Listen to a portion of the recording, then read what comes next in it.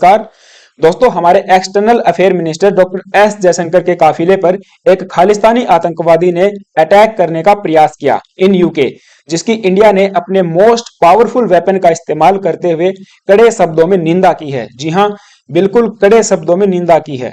यहाँ पे न्यूज आप देख पाओगे, इंडियन मीडिया एक्सटेंसिवली इस न्यूज को कवर कर रहा है। India condemns breach of our ministers security by pro Khalistani protester. ये घटना बेसिकली ट्यूसडे की है, जब एक सिक्योरिटी लैप्स देखने को मिला in UK after a pro Khalistani protester broke the past a barrier and he approached the minister's motorcade. इस खालिस्तानी आतंकवादी ने डॉक्टर एस जयशंकर की गाड़ी के सामने जाकर इंडियन फ्लैग को टोर किया एंड एंटी इंडियंस नारे लगाए। इस पर भारत ने कड़ी प्रतिक्रिया देते हुए कहा, it expected the UK government to live up to their diplomatic obligations. यहाँ पे इस वीडियो के माध्यम कि किस तरह से डॉक्टर एस जयशंकर की गाड़ी के सामने ये व्यक्ति आता है, इंडियन फ्लैग को टोर करता है और यूके की सिक्योरिटी की धज्जियां उड़ाता है। यहाँ पे आपको कुछ खालिस्तानी आतंकवादी फ्लैग्स के साथ खड़े हुए नजर आ रहे होंगे। डॉक्टर एस जयशंकर अपनी गाड़ी में बैठे और ये व्यक्ति आप देखिए जिसके हाथ में इंडियन फ्लैग है, ये आतंकवादी इस तरह से आता है एंड इंडियन फ्लैग को टोर करता है। तब जाके यूके के ऑफिशियल्स इसको पकड़ते हैं और एक साइड में लेके जाते हैं। सो कुछ इस तरह का नजारा यूके में देखने को मिला। जी हाँ, तो डॉक्टर एस जयशंकर यूके की विजिट पे गए हुए हैं, स्टेट विजिट पे, और ये एक वीक का विजिट है जिसमें doctor S Jaishankar UK and Ireland को विजिट करेंगे। इनकी विजिट सेकेंड डे के दौरान इन्होंने एक एंगेजमेंट को कंप्लीट किया था at Chatham house in London, जो कि होम है to the royal institute of international affairs. यहाँ पे इन्होंने कई सारे मुद्दों पर बात की, चाहे फिर वो पाकिस्तान का इशू हो, कश्मीर का इशू हो, गाजा वार को लेकर हो, यूक्रेन रशिया कॉन्फ्लिक्ट को लेकर हो, ट्रेड टैरिफ्स हो, यूके के साथ हमारे बायलैटरल टाइज हो, डिफेंस से रिलेटेड कई सारे मुद्दों पर इन्होंने बात की है, जिस पर अलग से सेशन बनाए जा सकते हैं। सो ये कुछ इस तरह का नजारा देखने को मिला। सो इंडिया ने एक स्टर्न मैसेज दिया है होस्ट यूके को over the security breach during S Jaishankar visit. एक स्टेटमेंट में मिनिस्ट्री ऑफ एक्सटर्नल अफेयर ने कहा कि यूके मिसयूज कर रहा है डेमोक्रेटिक फ्रीडम्स का by a small groups of separatist and extremist and even आतंकवादी कहना बेटर रहेगा इनको पनाह देकर। इंडिया ने एक टफ मैसेज जो है इशू किया है यूके के लिए। यहाँ पे स्टेटमेंट आप देख पाओगे, इन्होंने कहा, we have seen the footage of a breach of security during the visit of external affair minister to the UK. We condemn the provocative activities of this small group of separatists and extremists. We deplore the misuse of democratic freedom by such elements and we accept the host government is in such case to fully live up to their diplomatic obligations. In fact India किस diplomatic obligations की बात कर रहा है तो आपको बता दूं, 1961 में एक कन्वेंशन साइन किया गया था जिसका नाम है Vienna convention on the diplomatic relations. इस कन्वेंशन के तहत जितने भी डिप्लोमेटिक ऑफिशियल्स होते हैं, जो फॉरेन एम्बेसीज के ऑफिशियल्स हैं या कॉन्सुलेट्स के ऑफिशियल्स हैं, उन सब की सिक्योरिटी की रिस्पॉन्सिबिलिटी होस्ट कंट्री की होती है। जैसे इंडिया का कोई मिशन फॉरेन कंट्री में है तो जितने भी हमारे ऑफिशियल्स रहेंगे, एम्बेसीज या कंसुलेट्स के मेंबर हों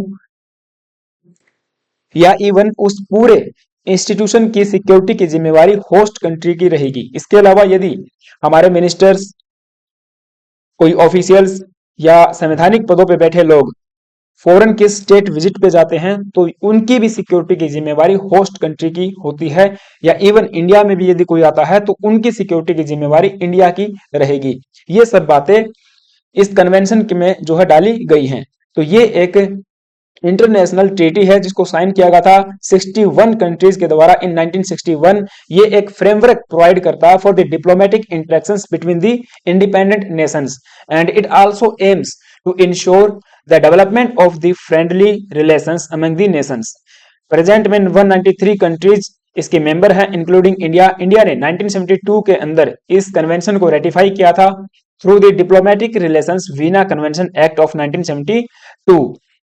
और वीना कन्वेंशन को ब्रॉडर स्पेक्ट्रम पे अगर देखा जाए तो इसमें एक सेट ऑफ ट्रीटीज को शामिल किया जाता है जो डेवलप की गई हैं under the United Nations that regulates various aspects of the international laws, जैसे कि Vienna convention on diplomatic relations 1961 जो गवर्न करता है diplomatic immunity and the rights of embassies.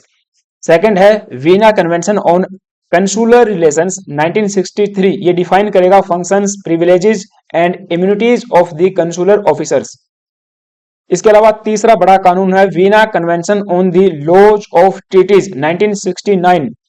It establishes rules on how treaties are made, applied and interpreted. तो ये बड़े अंतरराष्ट्रीय कानून हैं जो इम्यूनिटी एंड सिक्योरिटी प्रोवाइड करते हैं to the counsellor officers and diplomatic officials. और इंडिया ने यूके के साथ एंड कनाडा के साथ इवन यूएसए के साथ जब खालिस्तानी आतंकवादी इंडियन एम्बेसीज पे अटैक कर रहे थे या इंडियन डिप्लोमेट्स पे अटैक करने की धमकी दे रहे थे तो इसी कानून को जो है संज्ञान में लाने के लिए हमने बात की थी। जून 2023 में हमारे Indian high commission in London को वेंडलाइज करने का जो है असफल प्रयास किया गया था खालिस्तानी आतंकवादियों के द्वारा। उस समय भी इंडिया ने इन्हीं कानूनों के तहत प्रोटेस्ट जो है दर्ज करवाया था। उस समय इस खालिस्तानी ने हमारे इंडियन फ्लैग को डिसरिस्पेक्ट करने की कोशिश की थी, लेकिन thanks to our diplomatic officials जिसने तुरंत संज्ञान में आकर फ्लैग को इसके हाथ से छीना और जो ये अंदर लेके चले जाते हैं। उसके बाद हम देखते हैं कि हाई कमीशन के ऊपर इतना बड़ा फ्लैग जो है लगाया जाता है। और देखिए खालिस्तान इशू को लेकर पूरा यूरोप एंड वेस्ट एक सुर में बात करता हुआ नजर आएगा, चाहे यूएस हो, यूके हो, कनाडा हो, फ्रांस हो, जर्मनी हो या अदर कोई यूरोपियन कंट्री हो। खालिस्तानी इशू को लेकर ये जो है चुप्पी साध लेते हैं एंड जब इंडिया प्रोटेस्ट दर्ज करवाता है तो उसके रिप्लाई में ये फ्रीडम ऑफ स्पीच का हवाला देते हैं कि हमारे यहाँ तो फ्रीडम ऑफ स्पीच है, लेकिन फ्रीडम ऑफ स्पीच भी इतनी नहीं रहनी चाहिए। ठीक है, आप अपने देश में दीजिए, लेकिन हमारे जो डिप्लोमेटिक ऑफिशियल्स हैं, इवन जो हमारे फॉरेन संवैधानिक पदों पे बैठे हुए लोग जब फॉरेन में स्टेट विजिट पे जाते हैं तो उनकी सिक्योरिटी का जिम्मा तो लीजिए।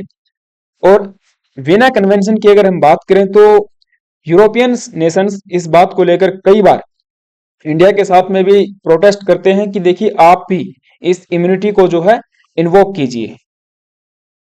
जब इंडिया ने खालिस्तानी आतंकवादी निज्जर की किलिंग को लेकर कैनेडियन डिप्लोमेट्स को एक्सपेल किया था, तब देखिए यूके यहाँ पे कनाडा के साथ खड़ा हुआ नजर आया और उन्होंने कहा कि we do not agree with Indian decision.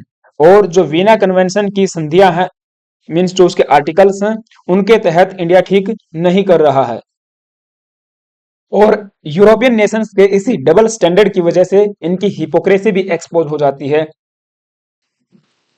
Western response smacks of hypocrisy, चाहे फिर वो पन्नू का मामला हो या कन्नू का मामला हो।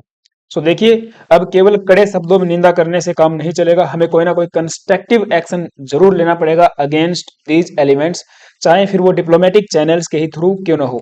तो आपका क्या ओपिनियन है मुझे कमेंट बॉक्स में जरूर बताना। And thank you guys, have a nice day, stay tuned and stay with us.